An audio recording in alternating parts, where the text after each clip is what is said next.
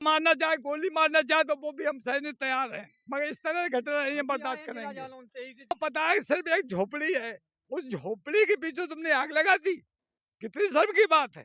कैसे एसडीएम साहब है? हमारे साथ अत्याचार होगा तो हम लोग बर्दाश्त नहीं करेंगे जरा भी। हमारे भी कर दी, हमारी जिंदा जला दी गई लखनऊ में लड़की, कोई सुनने वाला नहीं है। ये कागज लीजिए, मैं फिर रहा हूँ। राम के आराध्य भगवान शिव का मंदिर किस तरीके से खंडित किया गया है, ऐसा राम राज्य की हमने कल्पना की थी। ऐसे राम राज्य की कल्पना की थी जहां पर ब्राह्मणों की, महिलाओं और बेटियों को जिंदा जलाया जाता हो। ऐसे राम राज्य में क्या कहा जाता था, यस नार्यस्तु पूज्यन्ते रमन्ते तत्र देवता। जहां पर नारी का सम्मान होता है वहां पर नारायण का वास होता है। यहां पर दो महिलाओं को जिंदा जलाया गया। और महादेव को कौन नहीं जानता कि श्री राम के आराध्य हैं। उनकी मूर्ति को खंडित करने के बारे में नहीं सोचा। यहां पर मैं आपसे जानना चाहता हूं, कौन सा हाईवे निकलने वाला था, कौन सा 4 लाइन निकलने वाली थी। ये दिख तो रहा है उत्तर प्रदेश सरकार का प्रोजेक्ट, बेटी बचाओ और बेटी पढ़ाओ और बेटी जलाओ। बेटी जलाओ, ये उत्तर प्रदेश सरकार का नया नियम है कि मरने के बाद लोगों को सुरक्षा दी जाएगी और जीते जिंदगी उनको पहले मारा जाएगा, मरने के बाद हम सुरक्षा का पूरा इंतजाम करेंगे। 5 लाख के जमीन के चलते में आप दो माँ बेटी का हत्या करवा दिए और 1 करोड़ का मुआवजा देकर के सरकार आप कौन सा बड़ा तो छोड़ देंगे यहाँ पे। इसी अभी हम कानपुर देहात में है, जो 3 दिन पहले की यहाँ की घटना से लेकर के पूरे यूपी से लेकर पूरे देश में जो तांडव मचा है और प्रशासन के द्वारा क्या इस परिवार के साथ में वार्तालाप किया गया था, जिसका नतीजा यहाँ पे आपको देखने को मिलेगा। अभी मुख्यमंत्री जी के द्वारा एसआईटी टीम जो गठित की गई थी, यहाँ पे जांच करने के लिए आए थे, जांच करके गए हैं। उनके पुत्र जो पीड़ित परिवार थे उसमें से शिवम जी को अपने साथ में लेकर के गए हैं और यहाँ पे जो भी समस्या था उनसे जानने का भी प्रयास किया और यहाँ से जांच करके गए हैं। आगे क्या इनको कैसा न्याय मिलेगा नहीं मिलेगा ये तो कहना मुश्किल है, क्योंकि अगर न्याय सही से मिलता तो इस परिवार के साथ ऐसा घटना नहीं होता। और भी यहाँ ग्रामीण लोग हैं, उनसे भी बात करेंगे और घटना स्थल को भी हम दिखाने का प्रयास करेंगे आपको, क्योंकि यूपी में हर रोज मुख्यमंत्री जी के द्वारा कहा जाता है कि हम बुलडोजर सिर्फ भूमाफिया पे चलाते हैं। ये कौन से बड़े भूमाफिया थे? दिखाया जाए कि इतना सा 1 कट्ठा भी अगर कहा जाए तो ये जमीन नहीं है, इसको लेकर के माँ बेटी का मौत का घाट उतार दिया गया और इसका जिम्मेदार अभी तक भी फरार ही चल रहे होंगे, क्योंकि कहीं भी घटना होते जाए प्रशासन इतना सुस्त रहते हैं और घटना होने के बाद पूरा अपना तांडव दिखाने के लिए पहुंचते हैं, लेकिन उसके बाद मिलता क्या है? सिर्फ खाली हाथ। और पीड़ित परिवार चिल्लाते चिल्लाते सड़क पे रह जाते हैं, उनको न्याय नहीं मिल पाता है। और यहाँ देखा जाए कि वहीं पे माँ बेटी जल करके मर गई और किसी भी प्रशासन को इतना समझ नहीं आया जो कि यहाँ पे थे, कि इतने जमीन के लिए बुलडोजर लेकर के यहाँ पे आए और उसके बाद आग के हवाले कर दिए। और जब घर जल रहा था तो माँ बेटी बचाने के प्रयास में अपने घर को, तो उसी बुलडोजर से घर को गिरा दिया गया ताकि दोनों माँ बेटी इसमें जल करके मर गई। अब इसमें कहा जा रहा है कि उनको अपना घर था इसलिए यहाँ आए। अगर किसी को अपना घर रहेगा तो यहाँ क्यों आएंगे? छोटा सा घर होगा, सरकार के सहारे ही तो चलता है। सरकार के पास कौन सा अपना सारा संपत्ति है? यही जनता के टैक्स के पैसे से तो उनका गाड़ी का टायर जो हिलता है ना, इन्हीं के टैक्स के पैसे से। फिर भी अपने मनमानी के चलते में गरीबों के ऊपर ही धौंस दिखाते हैं। माननीय मुख्यमंत्री जी, आप हर रोज कहते थे कि मुख्तार अंसारी जैसे भूमाफिया के ऊपर हम बुलडोजर चलवाते हैं, तो ये गरीब ब्राह्मण का कौन सा गुनाह था जो कि आप इनके घर को, एक झोपड़ी को गिराने के लिए आपको बुलडोजर लेके आना पड़ा? और इनका पहले से भी एक घर था, उसको भी तोड़ा गया है और एक पानी पीने वाला जो हेड पंप होता है उसको भी उखाड़ा गया है। उधर देखा जाए उसको भी उखाड़ दिया गया है ताकि किसी तरह से यहाँ पे आम लोगों को परेशान किया जाए। अगर परेशान नहीं किया जा रहा है तो फिर इन लोगों को कैसे इतना परेशान किया गया और मौत हो गया है। सबसे बड़ी बात है कि माँ बेटी जल करके मर गई, लेकिन प्रशासन उनको बचाने का थोड़ा सा भी प्रयास नहीं किए। अभी यहाँ पे सैकड़ों में प्रशासन लोग थे जो कह रहे थे कि हम जांच के लिए आए हैं, जांच के लिए। अरे जो अपराधी हैं आज जेल जाएंगे, कल छूट कर आ जाएंगे, लेकिन ये माँ बेटी जो चली गई ये लौट करके नहीं आएगी। सबसे बड़ा बात यह है कि उन लोगों को जिनके चलते इनके परिवार उजड़ गया, इनका घर उजड़ गया, उनको न्याय मिलेगा। वो संतुष्ट हो पाएंगे क्या? आज जो जेल जाएंगे वो कल छूट के आएंगे। और भी ग्रामीण लोग हैं यहाँ, उनसे हम बात करने का प्रयास करेंगे। क्या नाम है आपका? मैं तो काल्पी रामदास तिवारी मेरा नाम है। रामदास तिवारी जी, हाँ। यहाँ की घटना के बारे में क्या कहिएगा? मैंने जब सुना तो मुझे बड़ा दुख हुआ देख करके। ये घटना कैसी, एक झोपड़िया की की जान ले ली गई है। कैसा प्रशासन है ये। हम लोग काल्पी जिला जालौन से आए यहाँ पर देखने के लिए। हम लोग बड़ी दुखी है, ब्राह्मण समाज। ब्राह्मण समाज पूरे दुखी हैं। हाँ दुखी है, पूरा ब्राह्मण समाज दुखी है। तो उनके ऊपर कार्रवाई नहीं हुई तो हम लोग पुतला भी जलाएंगे। कानूनी जो सब कुछ करते तो हैं, ब्राह्मण समाज को कौन बताया कि पुतला जलाने से न्याय मिलता है? नहीं मिलता तो मिलेगा किसी तरह धरना। आप तो भगवान परशुराम के वंशज हैं, जो कि एक हाथ में शास्त्र और दूसरा हाथ में शस्त्र लेकर सब चलते कुछ हैं। होगा, लड़ाई होगा, यदि ब्राह्मणों के साथ अत्याचार होगा तो हम लोग बर्दाश्त नहीं करेंगे जरा भी। हमारे भी कर दी, हमारी जिंदा जला दी गई लखनऊ में लड़की। कोई सुनने वाला नहीं है। जे कागज लिए मैं फिर रहा हूँ। अत्याचार होगा तो हम लोग जरा भी बर्दाश्त नहीं उठाएंगे। हर चीज मरेंगे मारेंगे भी। नहीं, मारने और मारने से तो न्याय नहीं मिलता है। थोड़ा आगे आ जाइए। सकते हैं, यदि प्रशासन मारना चाहे, गोली मारना चाहे तो वो भी हम सहने तैयार हैं, मगर इस तरह की घटना नहीं है बर्दाश्त करेंगे। इनको और जमीनें हैं यहाँ पे क्या? इनको पता है सिर्फ एक झोपड़ी है, उस झोपड़ी के पीछे तुमने आग लगा दी। कितनी शर्म की बात है। कैसे एसडीएम साहब हैं, कैसा लेखपाल है, एक झोपड़ी की जो आग लगाते। जमीन करोड़ों की है? है यहाँ पर। क्या? आप इस जमीन को देखिए जरा, ये जमीन की कीमत कितनी है? क्या करोड़ों में इस जमीन की कीमत है? अगर करोड़ों में भी इस जमीन की कीमत होती है तो क्या इस जमीन से ज्यादा दो जानों की कीमत छोटी पड़ गई है?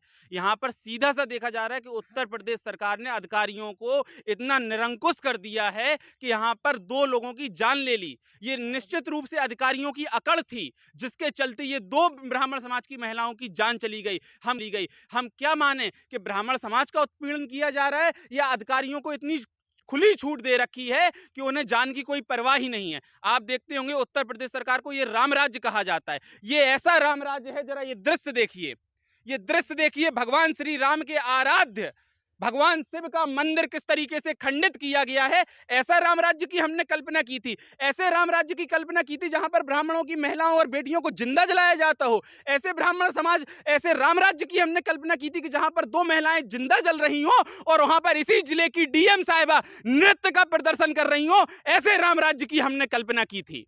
ऐसे राम राज्य की हमने कल्पना की थी। इसी राम राज्य के लिए हमने वोट दिया था। योगी जी तो कहते हैं कि ब्राह्मणों का हम पूरा ख्याल रखते हैं। ये ख्याल है ना, एक ख्याल है उत्तर प्रदेश में ब्राह्मणों का। देखिए कितनी जमीन है ये 4 कदम की जमीन के लिए दो महिलाओं को, ब्राह्मण समाज की महिलाओं को जिंदा जला दिया गया। राम राज्य में क्या कहा जाता था? यस नार्यस्तु पूज्यन्ते रमन्ते तत्र देवता। जहां पर नारी का सम्मान होता है वहां पर नारायण का वास होता है। यहाँ पर दो महिलाओं को जिंदा जलाया गया, और उसमें भी एक कन्या, वो भी ब्रह्म कन्या, ब्राह्मण समाज की कन्या। और ये स्वयं ब्रह्म, हटिए जरा इसको दिखाइए, ये खंडित किया गया है। चलिए मंदिर के पास चलिए। आइए जरा दिखाइए। जिस यूपी में मंदिर के ऊपर पूरे देश में चर्चा किया जाता है कि मंदिर के नाम पे पूरे देश में चुनाव लड़ेंगे, यहाँ पे देख लीजिए भोले बाबा का मंदिर के साथ कैसा बर्ताव किया गया। आप देखिए किसके आराध्य नहीं होंगे? जिस राम राज्य की हम कल्पना करते हैं, स्वयं श्री राम के आराध्य हैं। महादेव को कौन नहीं जानता? महादेव को कौन नहीं जानता कि श्री राम के आराध्य हैं? उनकी मूर्ति को खंडित करने के बारे में नहीं सोचा। यहाँ पर मैं आपसे जानना चाहता हूँ, कौन सा हाईवे निकलने वाला था, कौन सा 4 लाइन निकलने वाली थी? जिस तरीके से ये किया गया। आप प्रोजेक्ट चलाते हैं नमामि गंगे, आप प्रोजेक्ट चलाते हैं पानी बचाओ, जल ही जीवन है। आपने जल के स्रोत को उखाड़ के फेंक दिया। यहाँ पर गांव से लोग आते होंगे, 2 घूंट पानी पीते होंगे, अपनी प्यास बुझाते होंगे। आपने जल के स्रोत को उखाड़ के फेंक दिया, आपने महादेव की मूर्ति को खंडित कर दिया, आपने 2 महिलाओं की जान ले ली, एक कन्या की जान ले ली। जहाँ की नारा दिया जाता है कि बेटी बचाओ और बेटी पढ़ाओ। हाँ, ये दिख तो रहा है उत्तर प्रदेश सरकार का प्रोजेक्ट, बेटी बचाओ और बेटी पढ़ाओ और बेटी जलाओ। बेटी जलाओ। अपनी अकड़ में आकर अधिकारियों को इतना खुली छूट दे दो, इतना खुली छूट दे दो कि वो महिलाओं पर इस तरीके से अत्याचार कर दें। आपको ये समझना चाहिए, आज जनता को ये समझना चाहिए कि ये निश्चित रूप से ये जमीन का विवाद नहीं था। जो परिवार ये जला है, जो महिलाएं जली हैं, उनके नाम पर प्रशासन ने इसका पट्टा दिया था उनके लड़के के नाम पर। लेकिन फिर भी जब ये विवाद हुआ तो क्यों हुआ? निश्चित तौर पर कोई आपसी रंजिश की गई है। निश्चित तौर पर उसमें प्रशासनिक अधिकारियों की अपनी साख दिखाई गई है कि हम झुकेंगे नहीं, चाहे हम मिटा दे तुमको लेकिन हम झुकेंगे नहीं। अभी आपने देखा कितने अधिकारियों का फोर्स था। ये अधिकारी यहाँ पर क्यों लगाए जा रहे हैं? ताकि पब्लिक ना आ सके, पब्लिक उनके परिवारजनों से मिल ना सके, पब्लिक उनके परिवारजनों के साथ दुख व्यक्त ना कर सके। डीएम साहिबा का क्या है, आज 3 दिन बाद आई थी और 3 दिन पहले वहां पर नृत्य का प्रदर्शन किया है और अभी हो सकता है हम लोगों की को भी जाके फिर जेल में ठूस दें। तो शिवम जी को भी तो मीडिया से बात करने नहीं दिया गया। कहां करने दिया जाएगा? सच्चाई जो सामने आएगी। डीएम साहिबा को 3 दिन बाद समय मिल रहा है। हमारे बेचारे छोटे छोटे जो अधिकारी हैं, आप देखिए ये तैनात हैं, इनको छोड़ दिया गया है। आप सुरक्षा कीजिए, आप सरकार की नाक बचाइए, बाकी के जो उच्च स्तर के अधिकारी हैं वो अपना मौज करेंगे, वो मौज ये करेंगे। जो छोटे छोटे सिपाही लोग यहाँ पे खड़े हैं, अगर ये यहाँ नहीं भी रहेंगे तो यहाँ कोई नुकसान होने वाला है क्या? अब ये उत्तर प्रदेश सरकार का नया नियम है कि मरने के बाद लोगों को सुरक्षा दी जाएगी। और जीते जिंदगी जीते जिंदगी उनको पहले मारा जाएगा, मरने के बाद हम सुरक्षा का पूरा इंतजाम करेंगे। देखिए कैसे पुलिस वालों को यहाँ पर लगाया गया है, ये हमारे भाइयों को। और बाकी अभी जो डीएम साहिबा भी आई थी सुरक्षा को देखने कि सुरक्षा व्यवस्था तंदुरुस्त है या नहीं अब है। यहाँ पे किन का मुर्दा का सुरक्षा करेंगे, मुर्दा स्थल का? नहीं, अभी यहाँ पर उन लोगों के मंदिर बनाए जाएंगे। मंदिर बनाने का प्रोजेक्ट चलाती है ना सरकार, राम राज्य चाहती है, राम जी का मंदिर बनाएगी और शंकर जी का मंदिर उखाड़ेगी, क्योंकि देश में एक ही मंदिर जरूरी है, वो मंदिर है अयोध्या में जरूरी। यहाँ पर तो बाकी जगह अगर हम लोग मंदिर बनाते हैं, अगर हम लोग अपने आराध्य की स्थापना करते हैं तो वो मंदिर उखाड़ दिए जाएंगे, क्योंकि मंदिर तो केवल मुख्यमंत्री जी बना सकते हैं, मंदिर तो केवल प्रधानमंत्री जी बना सकते हैं, आम जनता तो मंदिर बना ही नहीं सकती है। तो क्या लगता है कि आज अगर ब्राह्मण परिवार है तो आप चिल्ला चिल्ला करके न्याय मांग रहे हैं, अगर यहीं पे किसी दलित परिवार के साथ ऐसा होता तो फिर कैसा लगता? देखिए, चाहे बात दलित की हो, चाहे बात ब्राह्मण की हो, जिस तरीके का ये कृत्य किया गया है, ना ये ब्राह्मण के लिए ना ये दलित के लिए, ये मानवता को शर्मसार करने वाला कृत्य है। तो आज से पहले तो दलितों के साथ भी कई जगह ऐसे घटना हुआ जहां की सरकार घुटने पल पे आ गई। वही तो बात है। देखिए, मैं किसी जाति विरोध के बारे में बोलना नहीं चाहता, लेकिन जब हाथरस में एक घटना हुई थी बीते दिनों, कुछ साल पहले, एक बेचारी बेटी के साथ इतना दुर्गम तरीके से अपराध किया गया था, हम सभी वहां पहुंचे थे, हम सभी वहां पहुंचे थे, हम लोगों ने भी वहां न्याय के लिए आवाज उठाई थी, अन्य दलों के भी नेता पहुंचे थे, घुटनों पर सरकार आ गई थी। लेकिन यहाँ क्योंकि आ जाइए, ब्राह्मण थोड़ा हैं, इधर भी आ जाइए, है इसलिए न्याय मिलना संभव लगता यहाँ है। ब्राह्मण है इसलिए न्याय मिलना संभव नहीं है, असंभव है, असंभव है, क्योंकि यहाँ ब्राह्मण जले हैं, यहाँ ब्राह्मणों का घर बेघर हुआ है। ये जमीन की कीमत, यहाँ पर तो बहुत बड़ा भी मंदिर बनाया जाएगा या अडानी जी को ये जमीन दी जाएगी। तो क्या लगता है यूपी के हिसाब से इस जमीन का कीमत कितना है?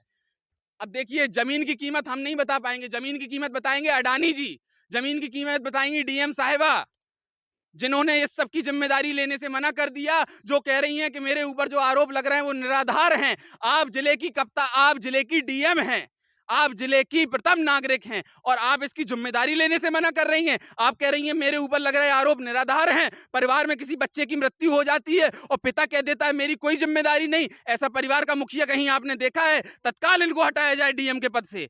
अगर ये ऐसे बकवास बातें कर रही हैं तो इनको तत्काल हटाया जाए। आप जो भी ब्राह्मण समाज के लोग हैं, क्या आपके तरफ से कुछ मांगे हैं सरकार से? देखिए, मांगे उससे करी जाती हैं जो हमारी मांगों को पूरा कर सके, इनसे मांग ये नहीं करेंगे। इनसे तो हमारा ईश्वर से ये निवेदन है कि प्रभु आगे अगर ऐसी कोई घटना घट रही हो तो कृपया करके उसको बचा ले, क्योंकि ये सरकार जब तक है तब तक हमें पूर्ण विश्वास है आज नहीं तो 6 महीने बाद फिर कोई ना कोई घटना इसी तरीके से सुनने को मिलेगी।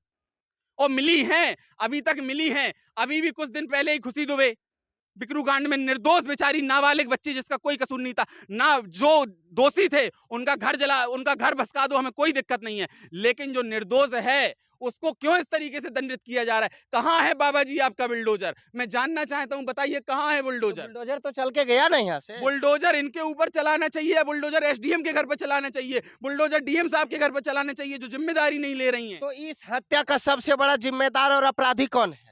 इस हत्या का सबसे बड़ा जिम्मेदार है सरकार और प्रशासन। सरकार इसलिए क्योंकि प्रशासन के ऊपर अंकुश नहीं कस रही है। प्रशासन आए दिन ऐसे कांड करता है। जिले के डीएम, जिले के कप्तान, जिले के उच्च अधिकारी अपने आप को जागीर समझते हैं अपनी। क्या लगता है कि इतना जमीन के लिए 2-2 लोग का मौत का घाट उतार दिया गया, तो मुआवजा आप सब ब्राह्मण समाज मांगेंगे तो मिलेगा मुआवजा? अरे छोड़िए, मुआवजा क्या देंगे? जिन्होंने 2 कौड़ी की जमीन के लिए लोगों को मार दिया वो मुआवजा देंगे? वो मुआवजा देंगे और मुआवजे से क्या 2 महिलाएं वापस आ जाएंगी? मुआवजे से क्या परिवार संपन्न हो जाएगा उनका? जैसा कि आप सुन रहे थे यहाँ पे कि इतनी सी जमीन के लिए जिसका कीमत 2 से 2.5 लाख रुपया, ज्यादा से ज्यादा 5 लाख रुपया होगा, लेकिन मुआवजे में सरकार 1 करोड़ देने का वादा कुछ घंटे में करेगी कि हम 1 करोड़ का मुआवजा देंगे आपको। बताइए 5 लाख के जमीन के चलते में आप 2-2 माँ बेटी का हत्या करवा दिए और 1 करोड़ का मुआवजा दे करके सरकार आप कौन सा बड़ा तो छोड़ देंगे यहाँ पे। इसीलिए हम आपसे कहते हैं योगी जी, बुलडोजर चलवाइए तो पहले उन डीएम साहब के घर पे जो कि इन ब्राह्मणों को हत्या करने पे मजबूर कर दिए, बुलडोजर चलवाइए तो उन पे जो कि बड़े बड़े इमारत का खड़ा कर लिए हैं, वहां पे तो आपका बुलडोजर चलता नहीं है क्योंकि वहां सत्ता का हनक रहता है लोगों में। और यहाँ एक गरीब ब्राह्मण जो कि बेचारा भिक्षा मांग करके शिक्षा प्रदान करते हैं, शिक्षा दान करते हैं, आप उनके घर पे बुलडोजर चला करके, और वो भी झोपड़ी पे बुलडोजर चलता है क्या? यहाँ झोपड़ी पे बुलडोजर चला करके माँ बेटी का मौत का घाट उतार दिए आप देखते रहिए। हम और अभी ग्रामीण लोग से मिल करके दिखाएंगे कि यहाँ के लोगों का कैसा विचार है, कितने दहशत में रहते हैं यहाँ के ब्राह्मण परिवार।